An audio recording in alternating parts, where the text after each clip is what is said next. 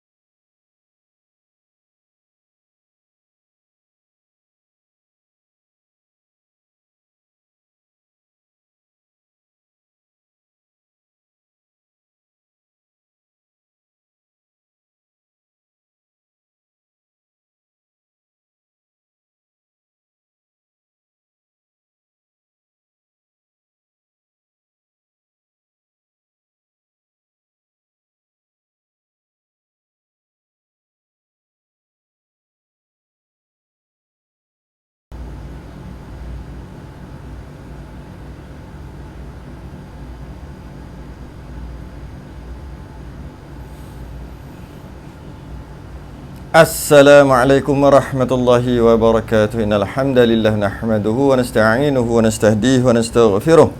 Wa na'udzu billahi min shururi anfusina wa min sayyiati a'malina. Man yahdihillahu fala mudilla lahu wa man yudlil fala hadiya lahu. Asyhadu an la ilaha illallah wahdahu la syarika lahu wa asyhadu anna sayyidana Muhammadan 'abduhu wa rasuluh.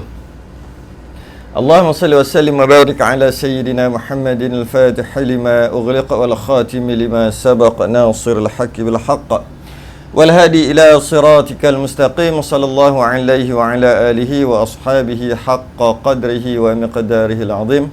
Allahumma nawwir bil kitabi basari wa atliq bi lisani wa shrah bi sadri wa ista'mil bihi jasadi bi hawlik wa quwwatika fa innahu la hawla wa la quwwata illa bik.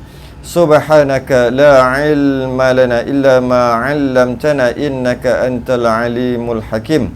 Wala hawla wala quwwata illa billahil aliyil azim. Amma ba'du. Alhamdulillah, kita rafa'kan kesyukuran, rasa terima kasih kita kepada Allah Ta'ala dapat kita hari ini sambung lagi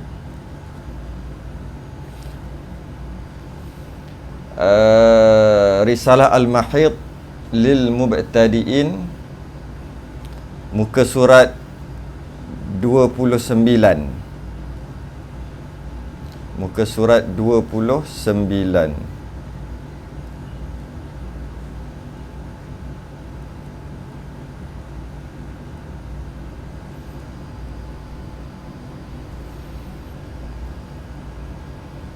Muka surat 29.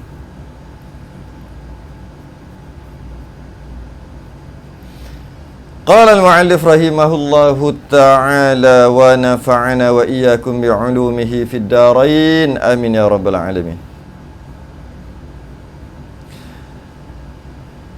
Muka surat 29, maksud darah keluar.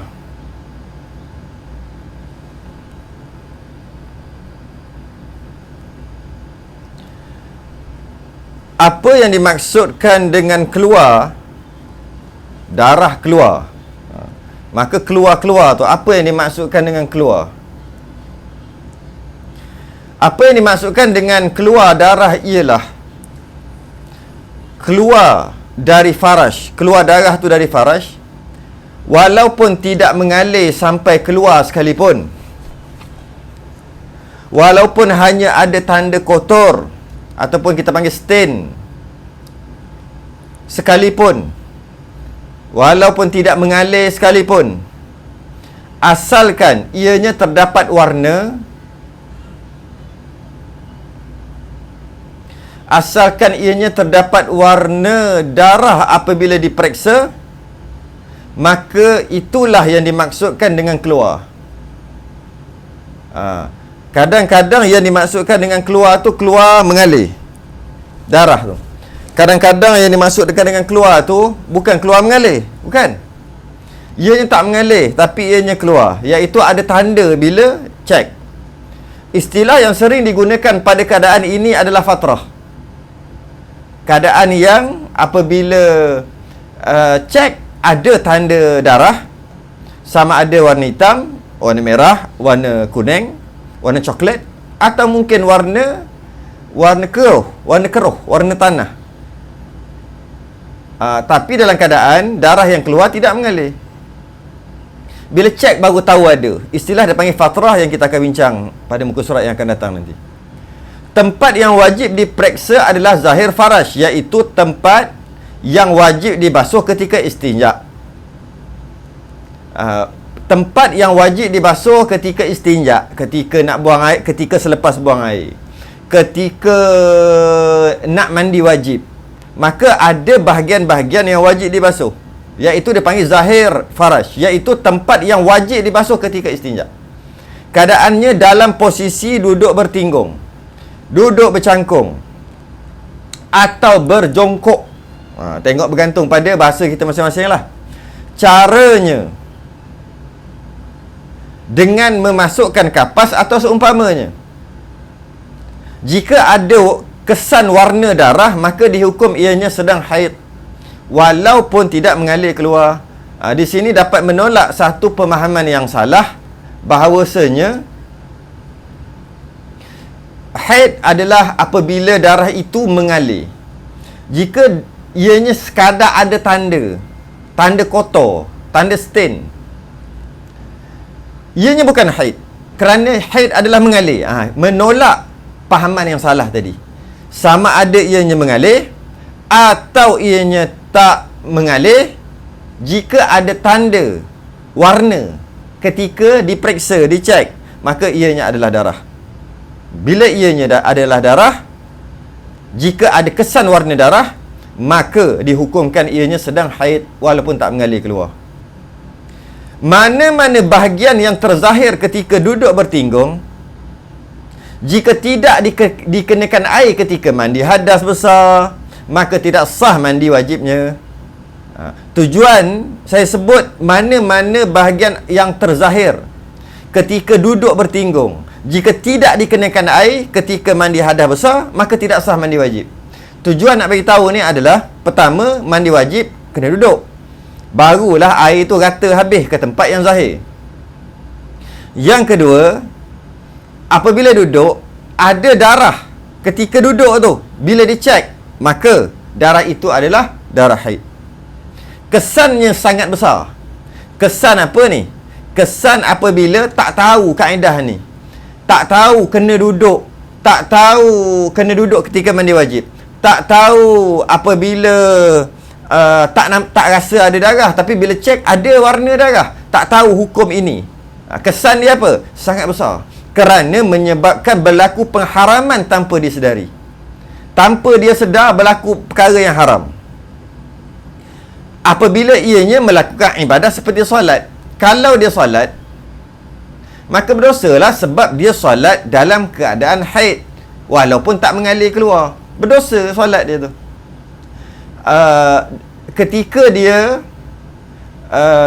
jika dia mandi wajib tanpa duduk, menyebabkan ada anggota zahir yang tak kena air, maka solat dia tak sah kerana dia berhadas besar. Walaupun dia kata dia dah mandi, tapi hakikatnya mandi dia tak sah.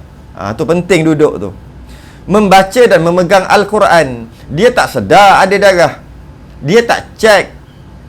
Memang darah tu tak mengalir, tak ada, tak terkeluar pun. Tapi bila cek, ada. Tapi dia tak cek kerana dia tak tahu kaedah ni. Maka dia baca Quran dan pegang Quran, hukumnya haram, dosa besar lagi.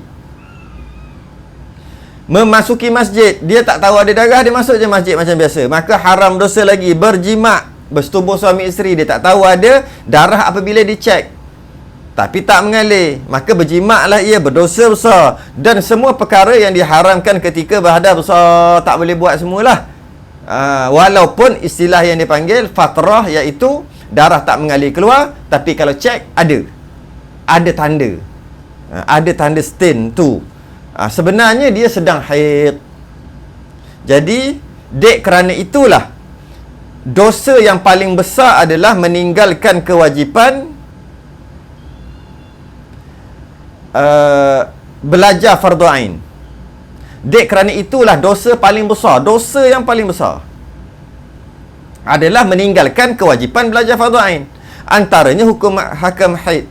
Kenapa ni guru-guru kita, ustaz-ustaz kita duduk ulang naik jemu kita dengar.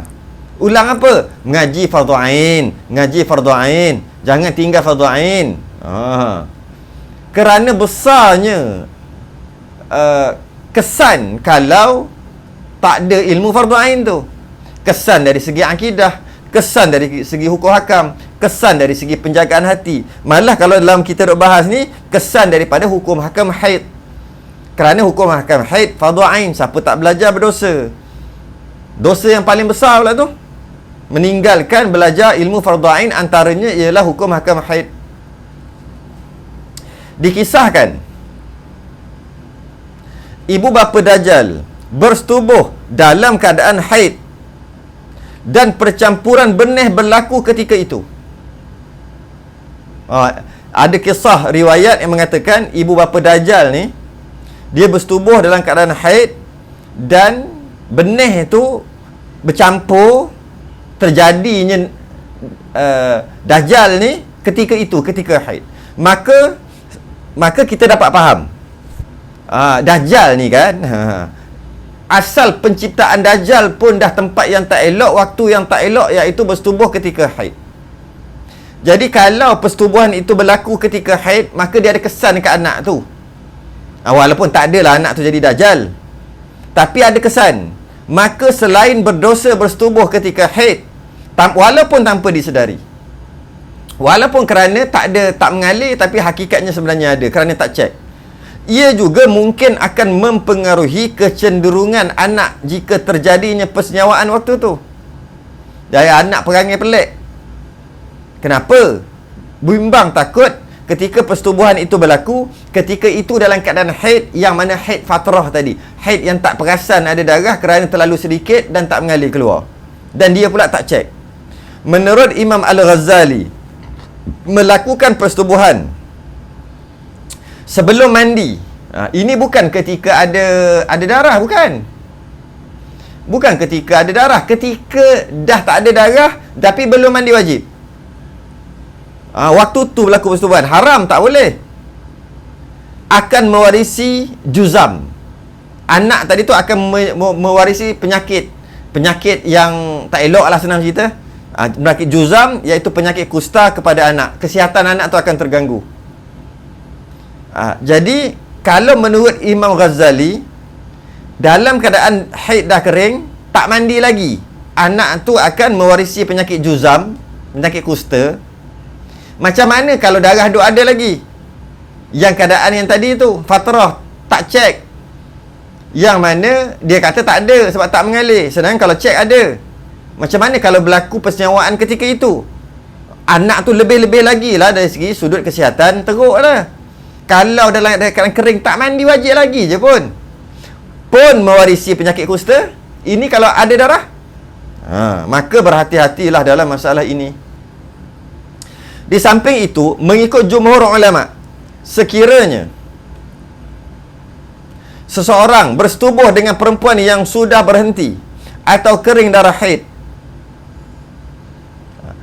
Iaitu persetubuhan itu berlaku ketika darah dah tak ada tapi belum mandi lagi. Tetapi sebelum mandi wajib, belum mandi.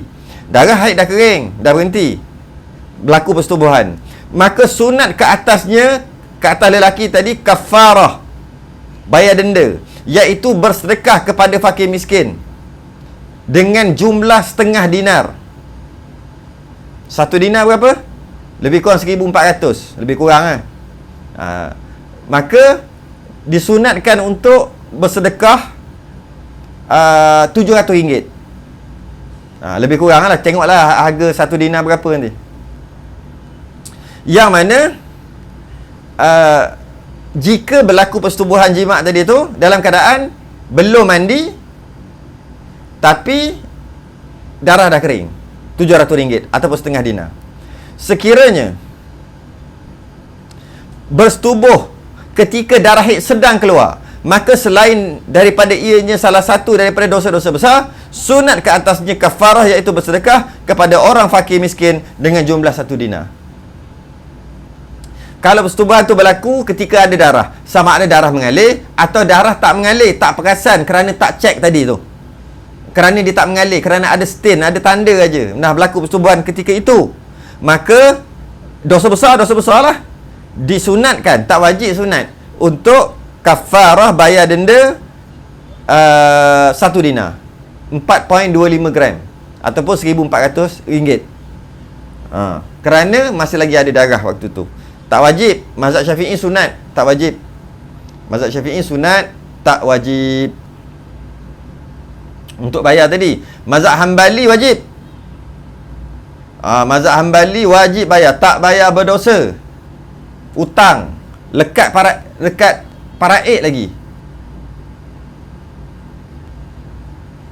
Baik, habis bab tu. Kita masuk muka surat seterusnya.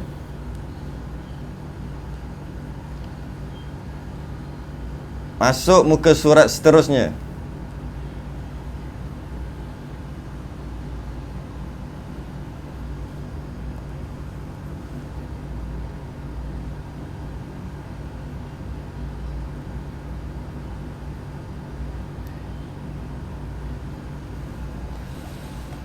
Maksud darah berhenti. Maksud darah berhenti. Maksud darah berhenti pula adalah apabila setelah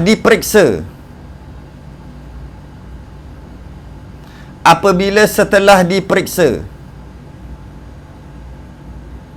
ketiadaan tanda darah. Tu maksud darah berhenti.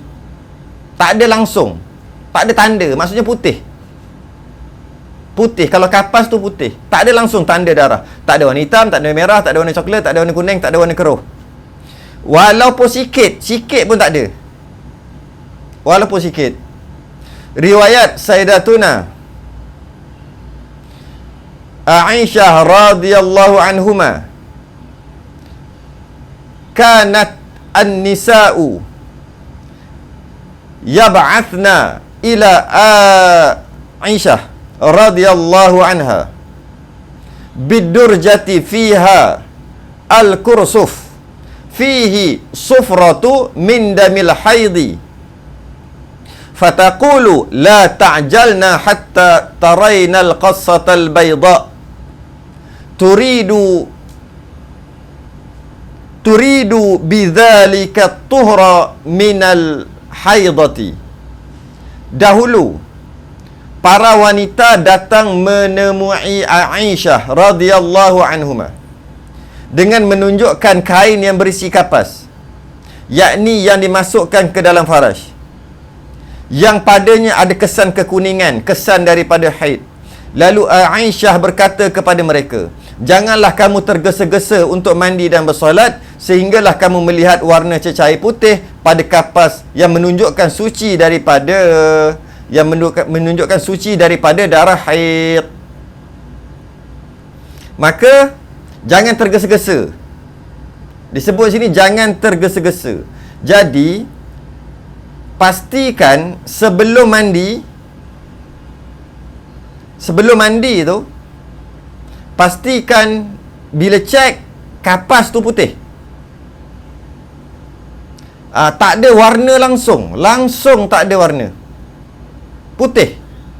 Sebagaimana yang masuk kapas, macam itulah yang keluar. Barulah boleh mandi. Jika tidak, selagi tak putih, tak boleh mandi. Tunggu. Sebab Sayyidatina Aisyah penat dia tengok kapas waktu tu. Sorang-sorang mari hantar kapas. Sambung lagi. Apabila ada tanda darah telah berhenti, maka hendaklah diperiksa bagi memastikannya. Lebih-lebih lagi menjelang tempoh kebiasaan sucinya. Tetapi tidaklah diberati untuk memeriksa setiap minit. Taklah diberati kena periksa setiap minit, kena periksa. Tak. Cek bila ada perasaan, ada rasa dah berhenti ni. Waktu tu cek. Waktu ada rasa tu, ada perasaan, ada kemungkinan darah tu dah berhenti, maka waktu tu lah cek. Kalau kata ada kuning, biar dulu. Dia tak ada waktu yang tertentu ataupun jam yang tertentu untuk diwajibkan cek. Mesti cek waktu sekian. Tak ada gitu. Tidak. Tak ada gitu. Jadi cek bila ni? Cek apabila ada perasaan dah berhenti kot. Ada rasa macam tu, maka ceklah. Tiada kadar waktu tertentu apabila disuruh untuk periksa, tetapi sangatlah digalakkan.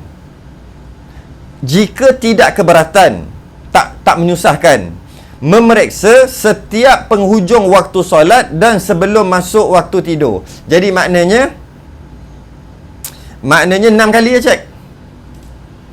Maknanya 6 kali cek. Kalau tak keberatan, itu yang terbaik. Cek sehari tu 6 kali ketika waktu yang kemungkinan akan berhenti. Dia kata ini dah biasa berhenti dah ni, waktu kemungkinan tu. Ataupun bila perasaan dia datang kata macam dah tak ada je ni, maka waktu tu cek. Okey. Tapi yang paling cantik adalah cek 6 kali sehari, 5 kali sebelum masuk waktu, penghujung waktu lah, penghujung waktu solat. Dan sekali lagi sebelum tidur. Sambung lagi. Walaupun tiada kewajipan berbuat sedemikian, tak wajib pun buat macam tu, iaitu cek 6 kali sehari. Tak wajib pun. Tetapi bagi mengelakkan ragu-ragu dan menambahkan keyakinan, disarankan berjaga-jaga, disarankan untuk ihtiyat. Kerana nanti bimbang, bila dah kering nanti, kering bila pukul berapa dia jadi was-was.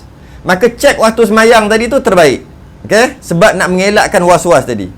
Disarankan berjaga-jaga apabila ada tanda-tanda kemungkinan darah akan berhenti. Bila ada tanda kemungkinan darah akan berhenti, maka pada waktu itu maka cek pula, tak diberati cek setiap minit, setiap jam, tak ada. Cuma digalakkan sahaja, dituntut sebagai galakan, bukan tuntutan wajib, tidak, digalakkan. Untuk cek 6 kali sehari, 5 kali ketika hujung waktu solat. Mudah kata 5 minit sebelum habis waktu solat, nak masuk waktu baru tu. Zuhur, ujung Zuhur. Kalau Zuhur pukul 4.30, kalau waktu tu memang waktu dah hujung-hujung dah, dapat ada rasa dah hujung-hujung, maka ceknya waktu 4.25. Sebab 4.30 dah masuk asar. Cek 4.25. Tengok-tengok ada lagi. Cek pula 7.30 maghrib, cek 7.25 dan macam sebagainya lah. Itu saya bagi contoh aja tu. Tujuannya adalah, apa tujuan? Apa tujuan nak cek 6 kali ni sedangkan tak wajib pun? Apa tujuan dia? Tujuannya adalah untuk memudahkan bagi menentukan waktu-waktu solat yang perlu diqada nanti. Jika ada yang perlu diqada. Itu bimbang takut ada. Contohnya kalau ada masa lagi, kita akan masuk bab tu nantilah, muka surat seterusnya nanti. Jika ada masa yang membolehkan untuk sembahyang, dapat kadar masa tu, kadar masa takbiratul ihram, kita akan masuk bab tu nanti, maka dia wajib qada. Contohnya 4:30 asar, dia cek 4:25.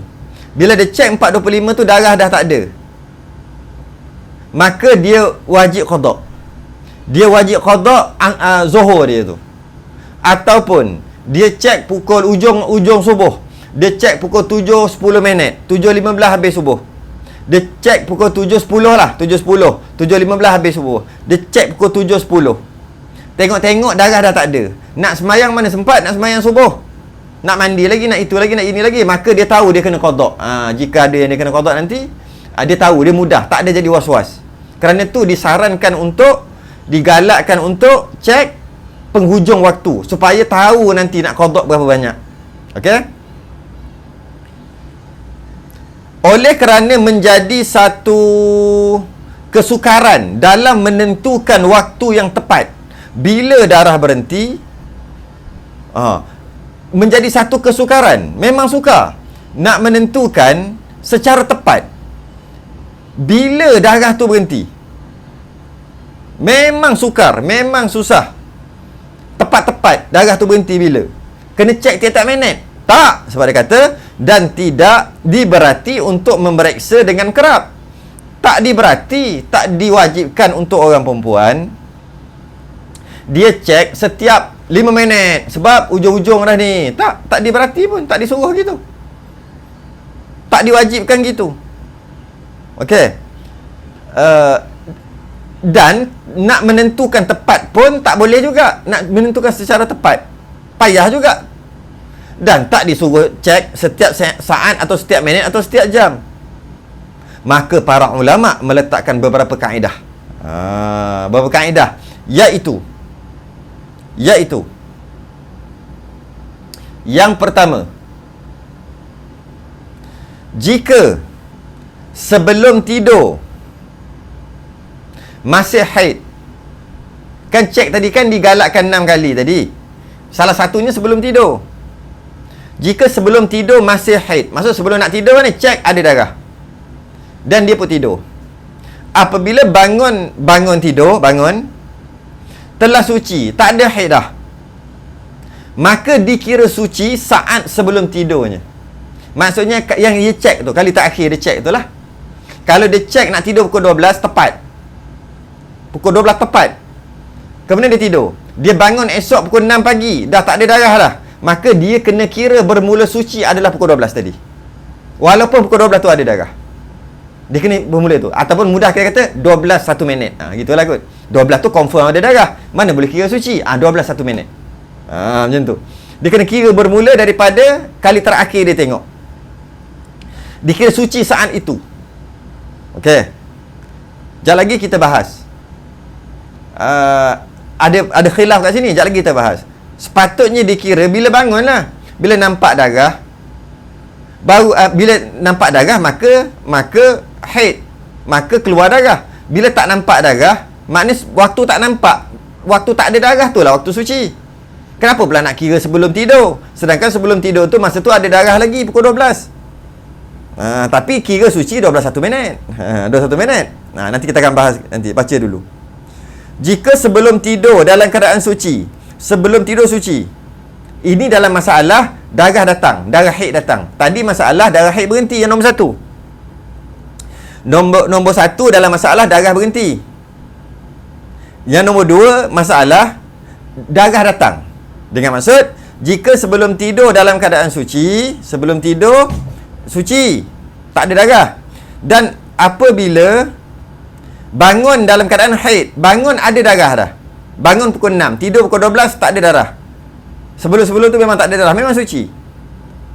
Bangun pukul 6 ada darah haid, maka dikira haid. Nak kira haid tadi tu sejak melihat darah, iaitu selepas bangun tidur pukul 6 tadi. Pukul 6 tadi. Maknanya dia ada perbezaan lah kat sini. Dia ada perbezaan di antara perasan darah tu ada dengan dia perasan darah tu keluar. Ada beza. Jika dia perasan dia duduk dalam haid, dia tidur, kemudian dia bangun-bangun, darah dah tak ada. Ketika sebelum tidur tu dia dah check, tak ada darah. Dia dah check, ada darah lagi. Dia tidur. Bangun-bangun, tak ada darah dah. Dari sudut suci, dia kena kira bukan daripada dia bangun-bangun tidur, tidak. Bermula suci daripada dia tidur tadi. Mula dia tidur pukul 12. Dari sudut nak menentukan haid. Tadi dari sudut nak menentukan suci. Dari sudut nak menentukan haid. Haid ke tak? Haid ke tak ni, okey? Maksudnya nak menentukan haid kena ada darah lah. Ketika tidur tak ada darah. Ketika tidur tak ada darah. Kemudian bangun tidur ada darah. Maka bermula haid dikira sepatutnya kalau kita nak guna kaedah yang sama, kira sebelum tidur tadilah. Baru sama kaedah. Tak sama. Dia dikira haid bermula dia bangun celak mata tu lah pukul 6. Pukul 6.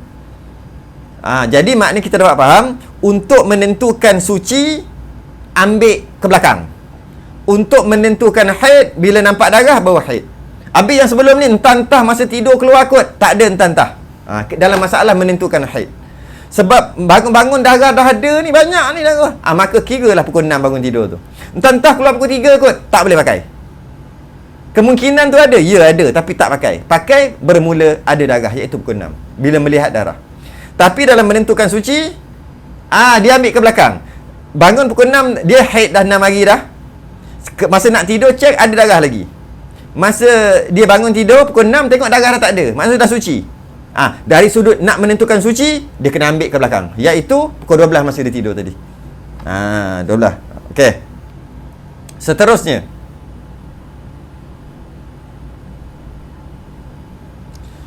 Jika diperiksa penghujung asar, masih ada haid penghujung asar dan penghujung maghrib telah suci, maka dikira suci sejak penghujung asar. Gitu. Ini yang tadi kita bincang berkaitan dengan tidur bangun tidur. Yang ini dari sudut dia tak tidur pun siang hari. Jadi kan kata tadi digalakkan cek pada penghujung sembahyang.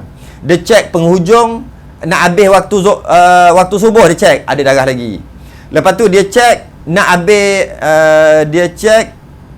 habis Zuhur. Zuhur nak habis lagi 5 minit. Nak masuk asar lagi 5 minit. Dia cek ada darah lagi. Okey. Kemudian asar masuk. Nak masuk maghrib lagi 5 minit, dia cek.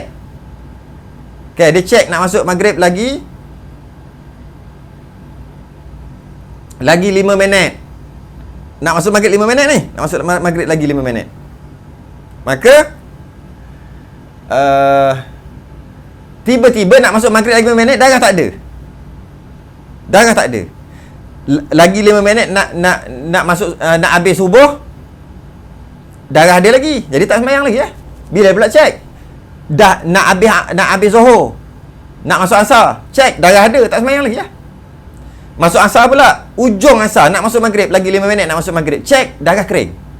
Okey, maka suci dia kira adalah penghujung asar. Maksud dia cek penghujung maghrib. Silap. Asar masih ada lagi. Penghujung maghrib tu, maksudnya dia cek bukan asar. Saya bagi contoh asar, bukan asar. Saya bagi contoh maghrib. Saya ulang balik sekali lagi. Contoh tadi tersilap. Hujung subuh dia cek ada lagi, maka dia tak boleh sembahyang lagi lah, ada darah lagi. Hujung Zuhur dia cek ada darah lagi, maka tak boleh sembahyang lagi lah. Hujung asar, nak masuk maghrib ni, hujung asar dia cek ada darah lagi. Tu betul. Sebab contoh tulis lain. Hujung asar nak masuk maghrib ada darah lagi, tak boleh sembahyang lagi. Hujung maghrib lagi 5 minit nak masuk isyak, hujung maghrib dia cek ada darah yang ada tadi tu tak ada dah pada penghujung maghrib. Okey. Bila last dia cek penghujung maghrib tu lah tak ada darah. Bila bermula suci dikira? Bermula suci dikira adalah penghujung asar, ataupun kita kata penghujung asar tu lah. Penghujung asar, lagi 5 minit sebelum masuk asar, yang dia check tadi tu, dikira waktu tu. Jadi maknanya dikira suci penghujung asar. Kesan daripada hukum ni adalah dia kena sembahyang lah asar, qada asar. Dia kena qada asar tu sebab dah suci waktu tu. Dia masa cek penghujung asar ada darah, tahu. Memang tahu ada darah penghujung asar. Tapi lepas pada tu dia tak cek dah. Lepas penghujung asar dia tak cek dah. Bila dia cek? Dia cek pula penghujung maghrib. Penghujung maghrib tu tak ada darah. Maka dikira penghujung asar. Maka dia kena qada asar. Bila kena qada asar, wajib qada zuhur juga. Tu bab lain. Dikira suci dia bermula penghujung asar. Okey. Kecuali memang dia cek tu bukan penghujung asar. Dia cek tu memang dah habis asar baru dia cek. Tu tak boleh lah. Dia cek asar dah habis. Masa dah masuk maghrib baru dia cek. Dah masuk maghrib baru dia cek. Itu confirm lah, tak perlu qada asar sebab dia dah confirm dah. Dia cek bila masuk maghrib. Kalau masuk maghrib pukul 7.30, 7.25 dia cek. 7.25 dia cek tak ada darah. Ada darah. Pukul 7.30 dah masuk maghrib, dia cek lagi ada darah juga. Kalau macam tu confirm lah waktu asar tu masih lagi ada darah. Yang ini dia tak cek ketika waktu maghrib, melainkan yang dia cek hanya penghujung maghrib. Jangan salah faham pula. Bila kalau contoh dia cek pukul ni, tak disuruh tapi dia buat juga. Dia cek pukul 7.20 ada darah. Maghrib 7.30. Dia cek 7.20 ada darah. Dia cek 7.25 ada darah. Sepatutnya tak payah cek dah. Cek pula ujung maghrib nanti. Tapi dia rajin terlebih, silakan lah. Sebab tidak diberati untuk cek macam tu. Cek sekali aja ujung-ujung. Tapi dia nak cek banyak kali, silakan.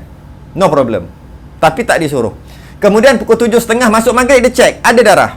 7.35 dia cek ada darah lagi. Yang itu confirm dah ada darah waktu asar, tak payah qada. Tak payah qada dah tu confirm dah.